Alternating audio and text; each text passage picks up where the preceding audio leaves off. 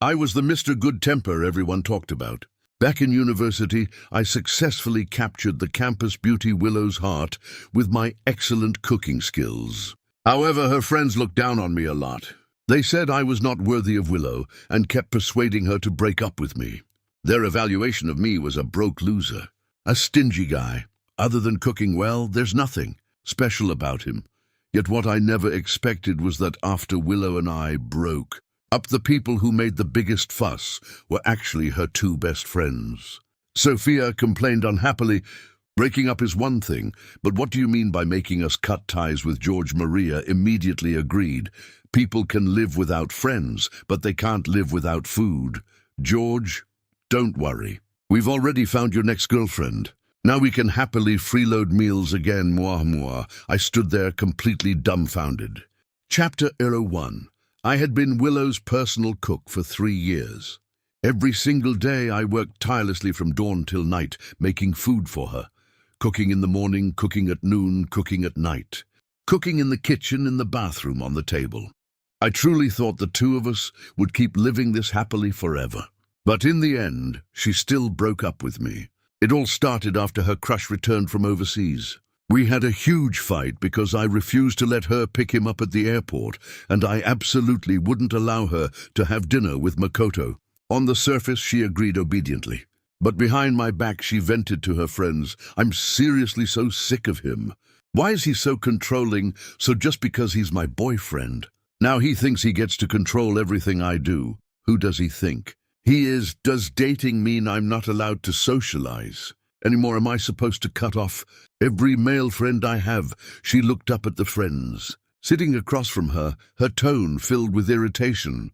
"Tell me honestly, isn't he taking himself way too seriously?" The moment she finished speaking, one of her friends immediately chimed in. "Exactly, you're not his property.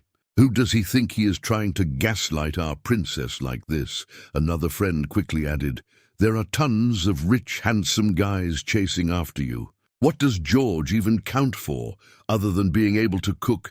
How could he possibly compare to Makoto? He seriously doesn't know his place." Willow's eyes flickered. She nodded in clear agreement. "You're right. If it weren't for the fact that he treats me pretty well, I honestly would have broken up with him already." Her friend instinctively replied, "Yeah, you definitely should break," but halfway through the sentence she suddenly stopped. Pressing her lips together awkwardly, she showed a conflicted expression. "Actually, maybe breaking up isn't necessary. If you dump him, where are we supposed to freeload meals from in the future?" Willow's face instantly darkened. Annoyed, she snapped, "You little glutton, all you ever think about is food." She honestly couldn't understand what kind of spell had been cast on her two friends. Every time George was mentioned, all they could think about was the food he made. But her friend immediately protested in grievance. "And you're talking about me? You're the one who's been eating happily every day. You gained 20 pounds in just 6 months, and you still have the nerve to say that." That was true. The moment Willow thought about my unbelievably amazing cooking skills, she hesitated again. That night, she sat alone in the private room, spacing out for hours. By the time she came back to her senses, the entire trash bin was overflowing with used tissues. I called her, wanting to pick her up and bring her home. She rejected the call immediately. But after seeing a newly posted dinner photo on Makoto's social media, the last thread of her rationality completely snapped. In the end, she finally made up her mind. With reddened eyes, she sent me a message, "George, let's break up." Chapter 2. The moment I saw the message, I was originally devastated. I was even planning to write a 1,000-word emotional essay to desperately beg her to stay, until she sent another message. "As compensation, I'll transfer the house in the Beijing suburbs into your name." Holy shit, I instantly calmed down. Without another word, I packed my things and got the hell out. No joke, housing prices in the Beijing suburbs were insanely expensive. Based on my monthly salary of 8,000 yuan, I'd probably have to start working from the era of Shangyang's reforms just to afford that house. And that's assuming the mortgage could be passed down through 18 generations of ancestors. As the saying goes, a wise man adapts to circumstances. Taking the money and leaving honestly wasn't anything embarrassing. Besides, looking at it from another angle, if we already broke up, then technically, I wasn't being cheated on anymore. The woman who had been dating me for years was basically somebody else's future wife anyway, so I calmly replied with a simple, "Okay." Then I immediately rushed to check the property value. Good Lord. Looking at that absurd string of zeros, I smiled in satisfaction. At that moment, there was only one thought in my mind: 3 years of being a private chef in exchange for a multi-million property. This deal was absolutely worth it. Thank you, young miss, for helping me achieve financial freedom. But right then, my phone suddenly received another message. It was from Willow's friend, Sophia. "George, don't overthink things. Makoto grew up with us too. Willow only sees him as an older brother. Come to the gathering tonight. I saved you a seat. Oh, right, George, I'm kind of craving sweet and sour ribs. Remember to bring some for me, okay?" I couldn't help frowning. Back then, I spoiled all of them because they were Willow's friends. No matter who casually mentioned wanting to eat something, I would go grocery shopping half a day in advance and prepare an entire luxurious feast all by myself. But now my fingers flew across the keyboard, replying quickly and decisively. "Sorry, Willow and I already broke up." "Stop trying to persuade me." After thinking for a moment, I added another sentence. "If there's a chance in the future, I can treat you to dinner alone sometime." Silently, I added in my heart, "Dinner made of air. Anyone can make empty promises." Chapter 03. Willow moved fast. Just a few days later, she sent someone over with the property certificate. The man spoke stiffly and formally. "Mr. Wang, our young miss said she wronged you. She's willing to give you another 500,000 yen as payment for all the years you spent cooking for her." But his tone suddenly shifted. His sharp blade-like gaze locked directly onto me. "She also hopes you'll know your place and stop pestering her after the breakup. More importantly, don't harbor any inappropriate thoughts toward the people around her." I rolled my eyes. Right in front of him, I immediately deleted both of Willow's friends from my contacts. I unfollowed and blocked them on every platform one by one. I didn't even spare the university online course app. Seeing how straightforward I was being, he nodded in satisfaction and cleanly handed me a check. 100,000, 10,000, 100,000. I was practically blinded by the endless string of numbers on the check. So excited that I immediately ordered 2 sodas, a giant fried chicken bucket, and an upgraded deluxe janbing with extra meat, extra sausage, extra egg, and extra fried chicken cutlet. And I didn't even use discount coupons. Being rich really does make you this reckless. That night, even in my dreams, I was smiling while counting money. For several months afterward, I never saw Willow or her friends at school again. Honestly, it made sense. We were originally people from completely different worlds. Once the romantic relationship disappeared, our lives naturally drifted onto entirely separate paths. Sometimes during class, when I accidentally noticed a girl carrying the same LV bag Willow used to have, I would zone out for a moment and think maybe she was already together with the love of her life now. Chapter 04. It was not until that weekend. I was lying comfortably in my villa air conditioner, blasting beer in hand, happily preparing myself a rich lunch while enjoying the pleasure that money could buy, when sudden urgent knocking came from the front door. The moment I opened it, I was stunned to see Willow's 2 friends standing outside. Confused, I asked, "What are you 2 doing here?" The 2 of them exchanged glances as if they had rehearsed this beforehand. Then, with a loud thud, both instantly dropped to their knees in front of me. One tightly hugged my left leg, while the other wrapped herself around my right leg, crying dramatically with incoherent sobbing noises. Sophia choked out through tears. "George, how could you heartlessly abandon us like this? Do you even know how we've been surviving without you? Breaking up is one thing, but how could you block the 2 of us too?" Maria also started crying. "Ever since you disappeared, the private chefs at my house, compared to your cooking, are like heaven and earth. Their food makes me want to throw up. The 2 of them shook me so hard, I nearly lost my balance." I was completely dumbfounded. Sophia's voice trembled pitifully as she sobbed, "I've already lost 2 pounds from starving." Look, as she spoke, she actually started unbuttoning her collar and exposing most of her shoulder. My scalp instantly went numb. Reacting at lightning speed, I grabbed her hand and stopped her. I was speechless. I still wanted to keep my eyesight intact. I had barely calmed this one down when the other started making an even bigger fuss beside me. Maria angrily complained that shameless Willow breaking up herself wasn't enough. She even forbade us from coming to see you. I had to ask around everywhere just to find out you lived here. I almost got caught by her.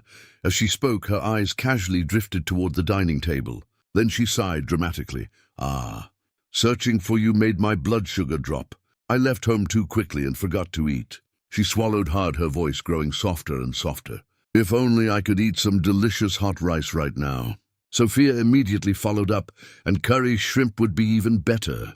Watching the two of them coordinate perfectly, like a comedy duo, I finally couldn't hold back my laughter. I waved my hand helplessly. All right. Stop standing at the door and come inside to eat. They had even deliberately shown up exactly at mealtime. Did they seriously think I couldn't see through their little scheme? The instant I finished speaking, their eyes lit up. Within 1 second, both rich girls charged straight inside. The two spoiled heiresses grabbed the chopsticks on the table and immediately started stuffing food into their mouths, cheeks puffed full, too busy eating to even talk. Looking at these two food addicts in front of me, I couldn't help curling my lips into a smile. Honestly, it was pretty amusing. I shook my head and said, "Slow down. Nobody's fighting you for it." Chapter 05. After eating and drinking to their heart's content, the two of them finally explained why they had come. Sophia said, "George, this time we came to deliver you a new girlfriend." I almost spit out the mouthful of tea I had just picked up. I froze on the spot, seriously suspecting my hearing had malfunctioned. But the two of them became more and more excited the longer they talked, taking turns speaking over each other. Maria said, "We already sold the old one on the second-hand market. The girl we picked for you this time is absolutely your type. Tiny waist, long legs, perfect curves, and most importantly, big boobs. You'll definitely love her." Stop. I quickly raised my hand to interrupt them. "No, seriously, did you two eat too much and lose your minds? You two are Willow's friends." I pointed at them, then at myself. "And you're bringing me a girlfriend?" Sophia nodded with a completely serious expression. "Of course, a person can live without friends, but they can't live without good food." She looked at me earnestly. "George, don't worry. For the sake of eating your cooking for the rest of our lives, we're sticking with you no matter what." Maria immediately cut in. "Don't reject us so quickly. Every girl we picked is top-tier beauty material, guaranteed to suit your tastes." She skillfully pulled out her phone and shoved a photo in front of me. "Look, she's even prettier in real life than in photos." I lowered my head to look. The woman in the picture wore a black trailing gown. Her features were exquisite, her temperament cold and elegant. The perfect untouchable ice queen type. She really was beautiful. Completely my type. My expression wavered a little. Willow had only said I wasn't allowed to make moves on people around her. She never said other people couldn't volunteer themselves. The two girls' eyes instantly lit up. Immediately energized, they said, "George, we already arranged everything. Come on, let's go right now." Before I could even react, the two of them dragged me outside by force. I resisted desperately. "Hey, what are you trying to do? Hey, stop it, stop, Sai. You two are seriously ruining my life here." Half an hour later, the car stopped in front of a manor surrounded by forest. The iron gates slowly opened, revealing a massive villa inside that looked more like a miniature palace. The more I looked, the more familiar it felt. I couldn't help clicking my tongue in disbelief. "Just what kind of person are you introducing me to?" The two of them smiled mysteriously. "You'll know once you go in, brother-in-law." As they spoke, they pushed me toward the main building. The moment the door opened, I crashed directly into a woman who had just walked down the staircase. She wore a thin bathrobe loosely wrapped around her body. The collar hung slightly open, exposing delicate collarbones and a small stretch of pale skin. Her damp hair was casually pinned up with a few wet strands, clinging to the side of her long neck. Her entire body radiated a lazy, effortless sensuality. I stared so hard my eyes nearly went straight.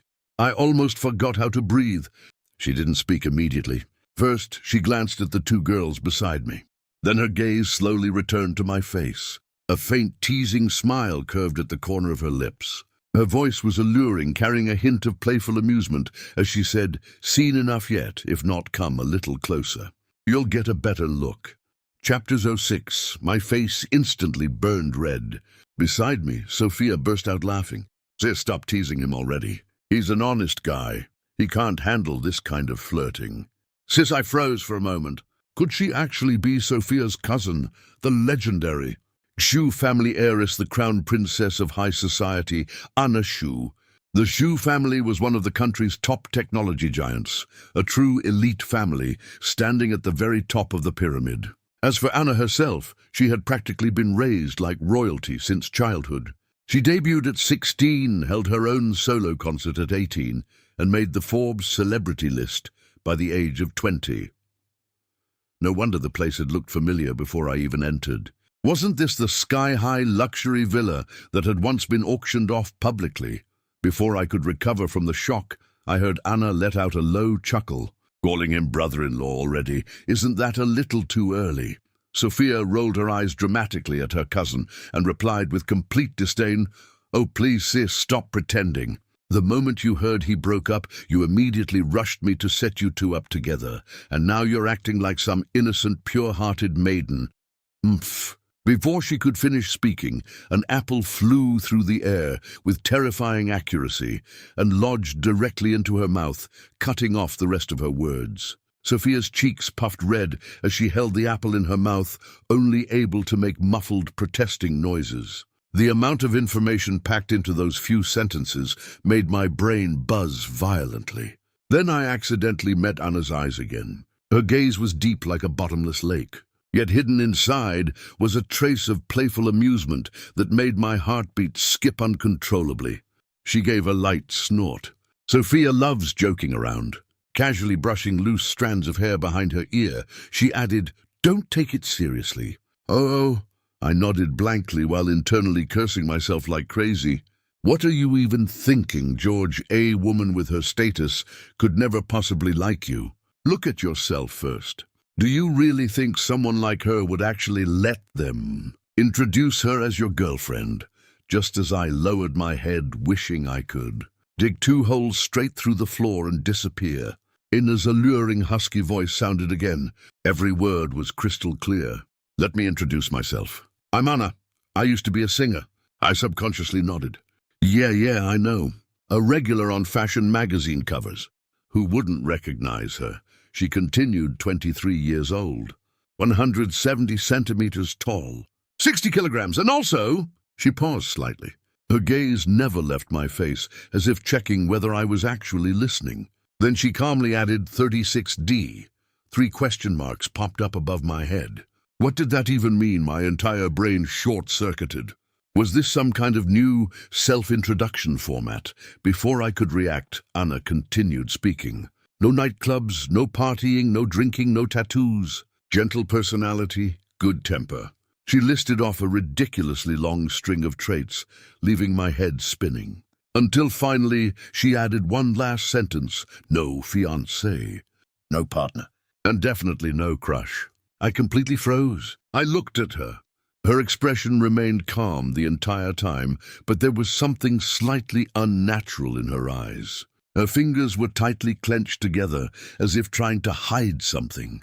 The room fell silent. The only sound was Anna quietly taking a deep breath. She said, "I've already listed all my qualifications for you." Pressing her lips together slightly, she tilted her head toward me.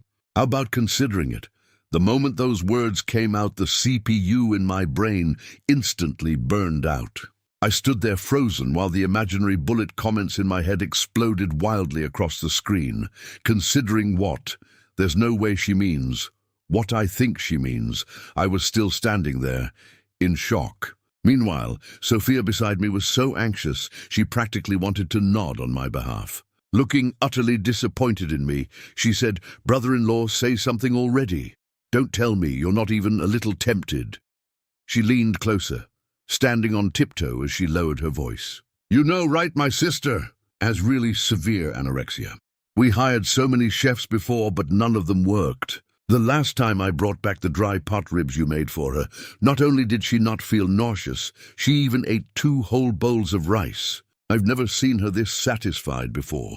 She grabbed my sleeve and pleaded sweetly, "Brother-in-law, I'm begging you. Just agree already." Only then did I finally understand everything. I knew it. There was no way someone would fall for me out of nowhere. I thought she wanted to date me. Turns out she just wanted to hire me as a chef. They really should have said so earlier. Chapter 07. I cleared my throat, trying my best to make myself sound professional as I asked, "So, how does the salary work?" Anna froze for a second. Her brows subtly furrowed, a trace of confusion appearing in her eyes. She clearly hadn't expected me to ask that. One fingertip rested lightly against her cheek, as if she was seriously considering something. Then her red lips parted slightly. Her voice was low, calm, and unexpectedly sincere. "So this is what you wanted. Would 500,000 a month be enough?" My eyes instantly lit up. Without even thinking, I swung my hand down onto her shoulder excitedly. "Straightforward, I like your style deal beside us." Sophia started feeling that something sounded very, very wrong. Why did it feel like these two were having completely different conversations? She was just about to speak. "Brother-in-law, I think you misunderstood." Before she could finish, the other friend suddenly grabbed her wrist. The girl frantically shook her head at Sophia and whispered urgently into her. "Here, Sophia, do you still want to eat his braised pork sweet? And sour ribs and garlic crayfish or not?" Sophia's words immediately got stuck in her throat. She looked at my sycophantic smile, the kind people put on in front of their boss, then looked at her cousin's love-struck expression that practically screamed, "Guys, who gets this? I finally have a husband." Sophia silently swallowed the rest of her words. "Forget it, protecting the meal ticket came first." Immediately afterwards, she looked at me expectantly. "So, George, for lunch today," I answered without hesitation. "I'll cook with a monthly salary of 500,000. I obviously had to serve these rich young ladies properly." I turned toward Anna respectfully. "Young mi—" Anna slightly frowned and corrected me immediately. "Don't call me young miss. Call me Anna," I smoothly corrected myself. "Okay, Anna, do you have any food restrictions?" Only then did she finally smile in satisfaction. Tilting her head slightly, Anna spoke in a tone carrying an almost imperceptible softness.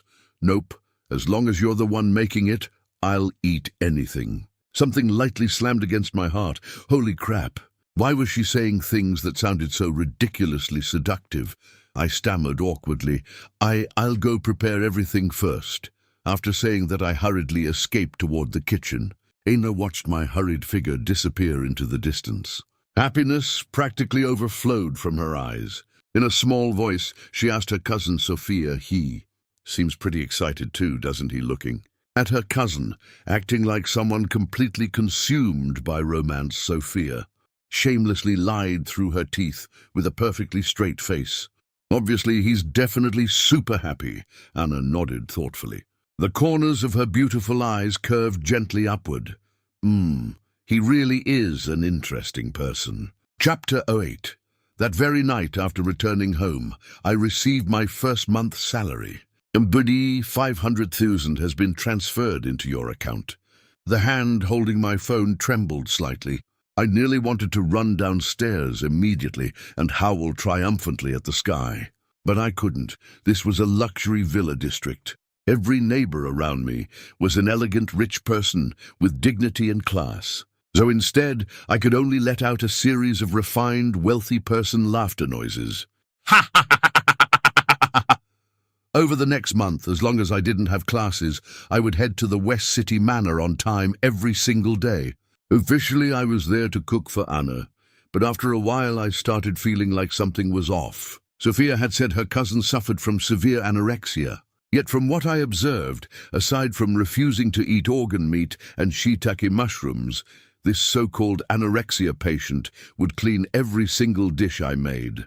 She would even mix the leftover sauce with rice and finish every last bite. Besides that, she was unbelievably generous with money. A few days ago I had casually mentioned that a certain brand of wok felt poorly balanced and too light when flipping food. The very next day, the entire kitchen had been replaced with top-tier custom cookware worth hundreds of thousands. One time Sophia burst through the door recklessly. The moment she saw me, she immediately waved excitedly. "Oh, George, if I want your spicy boiled beef extra spicy." I had just opened my mouth to respond when Anna's gaze swept over. Her eyes instantly turned ice cold, scaring Sophia stiff on the spot. Ina said coldly, "You're ordering dishes now. Do you even know basic manners? Acting so spoiled without any respect. If this happens again, forget about getting your allowance." Sophia immediately wilted. Pouting awkwardly, she didn't dare say another word. At that exact moment, my heart skipped a beat. I worked here. Wasn't it completely normal for guests to request dishes? She was seriously so gentle, even toward a chef. She was this polite and respectful, unlike Willow, who always acted superior and bossed me around like I was beneath her. Anna, she really was different. Chapter 09. That afternoon, I had just finished class when I suddenly received a message. "Tonight at 8 p.m., come to the Shu family banquet at Swan International." By the time I walked outside, the driver was already waiting at the entrance. Under the shocked gazes of my classmates, I stiffly climbed into the Maybach, completely confused. Why would a Zhu family banquet need a chef like me there? Oh, maybe they wanted me to stir-fry a few dishes or something. When I arrived at the venue, I originally planned to go find Sophia first. But suddenly my footsteps stopped. Not far away, Willow was leaning against the man beside her. The expression on her face was something I had never seen before, shy, clingy, and completely love-struck. That man was her male god Makoto. At that moment, the two of them were surrounded by people like stars, being worshipped by the moon. The instant Willow saw me, she froze. Then she frowned and walked toward me almost instinctively. "George, why are you here? Did you come to see me?" Willow wore a pink mermaid gown. Her pale skin practically glowed. Her hair was meticulously pinned into an elegant bun, exposing her slender, swan-like neck. She looked beautiful, like a princess. Standing beside her, I looked like we didn't even exist in the same layer of reality. Looking at her now, I suddenly found it a little funny. She probably thought I showed up here to beg for reconciliation. I shook my head and calmly asked instead, "Miss Liu, why do you think I'm here?" She rolled her eyes, looking too lazy to bother with me. Willow sneered lightly. "How would I know? Or what did you come here to work part-time as a chef?" I choked for a second. Well, you know what? As annoying as she was, sometimes her instincts were terrifyingly accurate.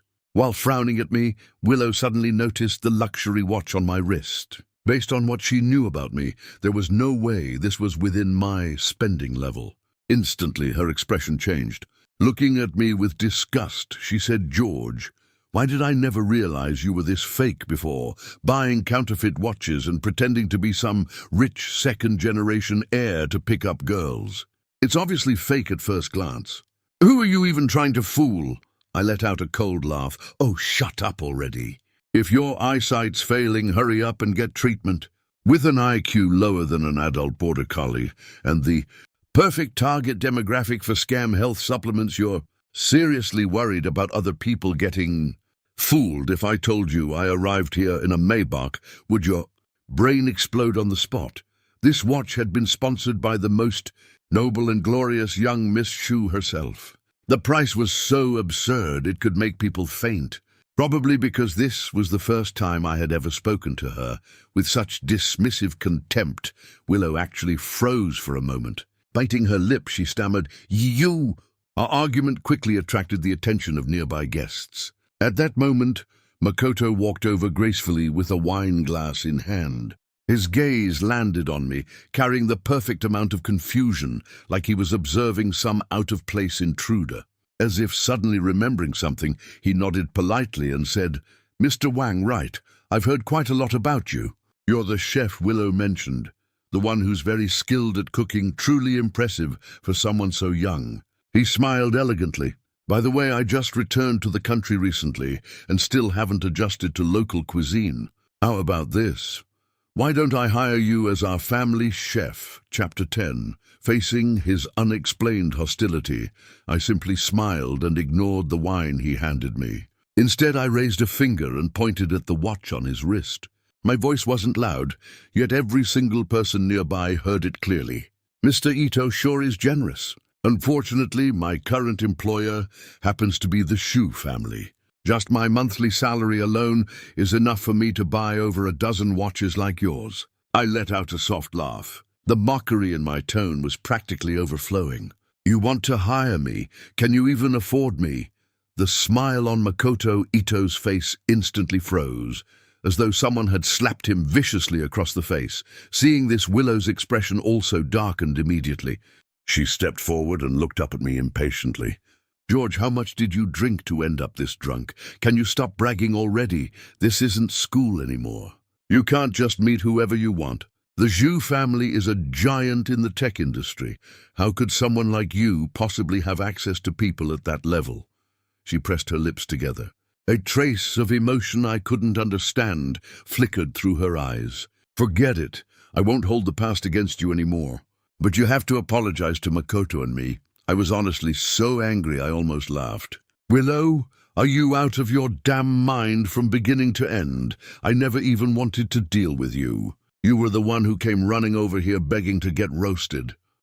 Now you're acting wronged after getting insulted. Are you seriously that pathetic? Then again, it makes sense. Someone tossed you aside like trash, but the moment he came back and crooked a finger at you, you immediately stuck yourself back onto him. If that's not pathetic, what is? The very next second before I could even react, Willow grabbed a glass of red wine from a nearby tray and splashed it directly at me. The red liquid poured down from my hair and covered my face.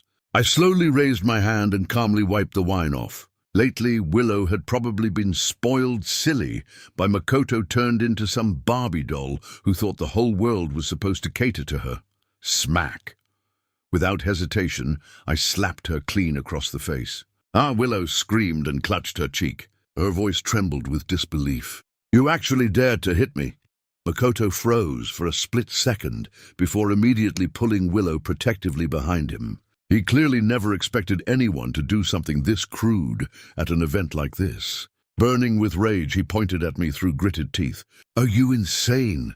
You think just because you suddenly have money, you can do whatever you want. Right at that moment, a cold voice suddenly sounded from behind the crowd.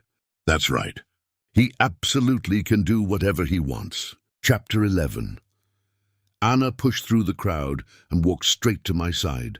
She didn't even spare the two of them a glance. After taking the wine-stained suit jacket from my shoulders and confirming that I wasn't hurt, her expression finally softened slightly.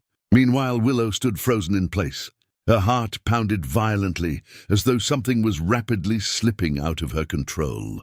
She simply couldn't believe it. Enna, the woman treated like the absolute pinnacle among wealthy socialites and heiresses, was publicly standing this close to George, the poor guy Willow herself had dumped. Anna, Willow paused. She didn't even care about the swelling on her face anymore. You know this abusive man. Only then did Anna finally raise her eyes and glance at her indifferently. So rude. You should call him brother-in-law. Brother-in-law Willow's mind exploded with a loud buzz. Her brain instantly went blank. Enna ignored her completely and simply grabbed my hand to leave. Her movements were natural and intimate, paying no attention whatsoever to the uproar spreading through the crowd. In the low voice, she only asked, "Are you all right?" I shook my head blankly. What could possibly happen to me? I wasn't the one who got slapped. Enna Willow finally snapped back to reality. Almost losing control of herself, she stepped forward, as if trying to stop her. Her voice trembled. You must have misunderstood something. George is my ex. Anna stopped walking and turned around coldly. The look in her eyes was so icy it instantly froze Willow in place. Show your brother-in-law some respect from now on. I don't want to see something like this happen a second time. Her tone was light, yet those words felt like an invisible blade, severing every remaining sentence Willow wanted to say. All color drained from Willow's face. Looking at the way George and Anna stood together, an overwhelming wave of jealousy and panic swallowed her whole. How could this happen? Chapter 12. Sadly, in the end, I still didn't get the chance to stir-fry even 2 dishes before returning to the manor. But the moment we stepped through the entrance, Anna suddenly threw herself into my arms. She buried her face against my neck. Her voice sounded soft and aggrieved. Do you know how worried I was when I couldn't find you anywhere? The moment I came downstairs, I heard you got into a fight. Did that Makoto guy lay a hand on you? My heart skipped violently. Almost stiffly, I shook my head and looked down at her. No. Avoiding her gaze, I unconsciously tightened my fingers. In a low voice, I said, "Thank you for helping me out today." Anna smiled faintly. "Why are you thanking me? That's what I'm supposed to do." The atmosphere gradually became ambiguous. Warmth and playful tenderness shimmered in her eyes. Then Anna asked, "So, when do I officially become your girlfriend?" I froze. My brain completely failed to process what she meant. Officially become what? The smile on her face stiffened for a moment. Then she frowned in disbelief. "A while ago, didn't I ask whether you'd consider becoming my boyfriend? And didn't you say you'd think about it? I've been eating every meal you make on time every day. I finish every bite too. I even give you spending money." Now I was even more confused. "Consider that I thought you were asking me to consider becoming your personal chef." The room fell silent for several seconds. Anna stared blankly for a moment, then suddenly burst out laughing. She laughed so hard she nearly bent over and finally poked my chest helplessly. "George, are you actually dumb?" Awkwardly scratching my head, I looked at the amusement overflowing in her eyes and said embarrassedly, "I cook for you every day, clock in and out on schedule, and you never said anything else." Standing on tiptoe, she wrapped her arms around my neck. Her sweet scent brushed lightly across my nose. Her voice sounded alluring and dangerously charming. "Well, now you know, George, though I like you. I want to spend the rest of my life with you." Ever since the first time I saw a photo of you and Willow together online, I was jealous to the point of going crazy. Thankfully, she's an idiot, so the moment you two broke up, I immediately came looking for you. She looked at me softly. "So, will you be with me, holy crap? Why didn't you say so earlier?" I quickly covered her mouth, afraid she might say something she'd regret. Mwah! Smack! Wet sounds echoed through the room. Between tangled breaths and intertwined lips, Anna was kissed until she could barely breathe. She could only cling tightly to my shoulders, letting me pull her deeper and deeper into the moment. Chapter 13. After we officially got together, Anna became especially clingy. Particularly at night. I started getting sleepy constantly during class, to the point that even my professors gave me several strange looks. In the end, I could only use my graduation thesis as an excuse to hide from her for over half a month. But some things were impossible to avoid forever. That day I was just about to head home, when Willow suddenly rushed out and blocked my path halfway there. After only 1 month apart, she looked like an entirely different person. She had lost a shocking amount of weight. Dark circles stained the area beneath her eyes, and the glamorous confidence she once carried was completely gone. Before I could react, she grabbed tightly onto my sleeve. Her voice sounded sharp and hoarse as she cried out, "George, are you really together with Anna now? You're lying to me, right? I know I was wrong. I was too immature before. Can you give me one more chance? I couldn't be bothered listening to her nonsense." I raised my hand, preparing to shake her off, but she refused to let go. The moment I struggled, my sleeve ripped open with a tearing sound. I frowned and said coldly, "Willow, let go. Don't force me to get physical." I won't let go. Her eyes were red. The entire woman radiated the unstable energy of someone on the verge of breaking down. She shouted, "Anna is just lying to you. She only seduced you because she hates me. She doesn't truly love you at all. Please just give me one more chance, okay? I'll never contact Makoto again. From now on, I'll listen to everything you say." Okay, recently her life had been an absolute disaster. After offending Anna, the Liu family company suddenly had a huge number of business partners terminate their contracts overnight, suffering devastating losses. And after hearing the news about the Liu family's crisis, Makoto simply disappeared. Only then did Willow Liu finally discover the truth. The Ito family had already gone bankrupt long ago. His return to the country was merely to find a wealthy woman suitable for marriage who could help him rebuild his status. And Willow was no longer within his range of consideration. After being tormented non-stop for an entire month, Willow's stomach illness had also fully relapsed. Looking at her miserable state now, I only found it laughable and pathetic. I couldn't feel even the slightest trace of sympathy.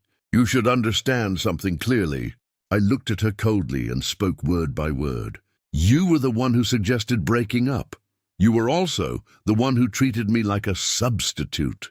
Willow, everything you've ever had, you never knew how to cherish. And now you regret it. What exactly are you pretending for? I had zero interest in wasting more words on her."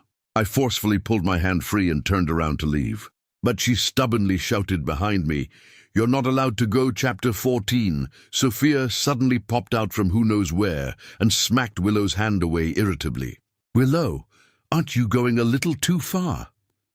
The moment Willow saw her, her eyes instantly filled with resentment. Biting her lip, she said, "You were the one who introduced him to Anna. You stabbed me in the back." Sophia immediately hid behind me. As if fully confident I would back her up, she shot back righteously, "Willow, that's just wrong. You were the one who didn't treasure him, and now you don't even allow him to move on. What after breaking up with you, he's supposed to stay single forever and keep acting like your simp backup option. You seriously think you're some princess that the entire world has to revolve around? Are you really that desperate for simps? How about getting a husky? Instead, it can wag its tail at you all day and obey every command you give." She rolled her eyes dramatically before continuing, "At worst, I'll apologize to you." "I'm not wrong, you're not right, it's all my fault, okay?" 3 question marks popped up above my head. Willow trembled with anger, pointing at Sophia for half a day without managing to say a single word.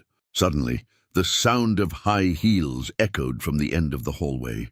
Aina slowly walked toward us. Her gaze first landed on the ripped sleeve of my shirt. Then she looked up at Willow. The temperature in her eyes instantly dropped below freezing. "Willow." Her voice was cold enough to make people shiver. "Looks like you still haven't learned your lesson from last time." Willow's face visibly turned pale. She remembered the Liu family company that was already on the verge of collapse. She remembered the chaos from a few days ago when her father suffered a stroke from anger and was rushed into the hospital. She remembered how people around her had started deliberately distancing themselves one after another.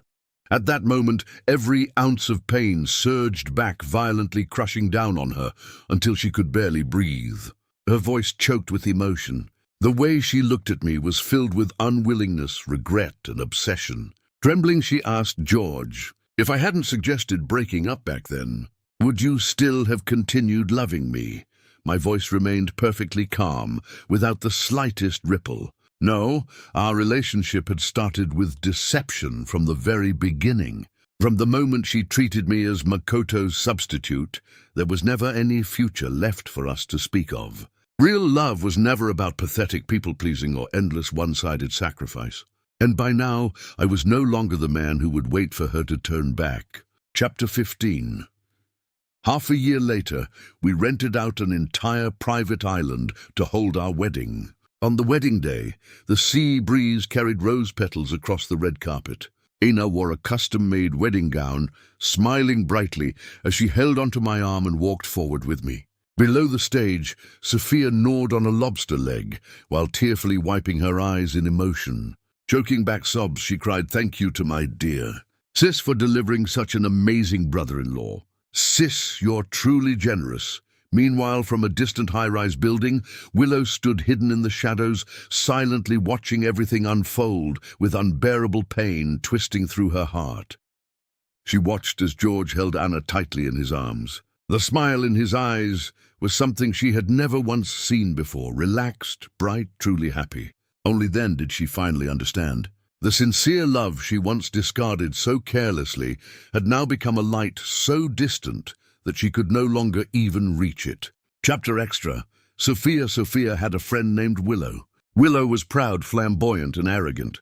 In front of outsiders, she always carried herself like a spoiled princess, surrounded by admirers. Since Sophia grew up with her, she had long known how cold-hearted Willow truly was, beneath the surface. But because of their many years of friendship, she never said much. Until she met George. That day, Willow brought him to a gathering for the first time. It was Sophia's first time seeing him.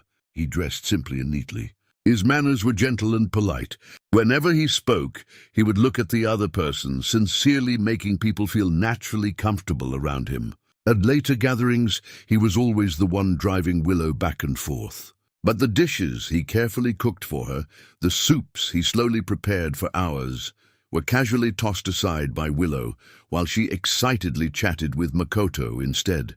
Sophia witnessed situations like that many times. In front of friends, Willow constantly belittled George, saying he was just a poor loser who could never compare to her ex-boyfriend Makoto. But Sophia thought George was genuinely a good person. At one drinking party, a rich second-generation heir kept forcing drinks on her under the excuse of joking around. The entire table laughed and cheered along. No one noticed how uncomfortable she was becoming, except George. Without saying a word, he quietly switched her alcohol with water. There were countless little moments like that. Maybe George himself didn't even remember helping someone. Later on, Sophia truly couldn't stand it anymore. So she told her cousin Anna everything Willow had done. At the time, Anna didn't say a single word. She only asked for George's social media account and quietly followed him. Then later, Sophia heard that Willow and George had broken up. Her cousin, who was normally calm and composed no matter what happened, actually jumped up from the sofa immediately after hearing the news.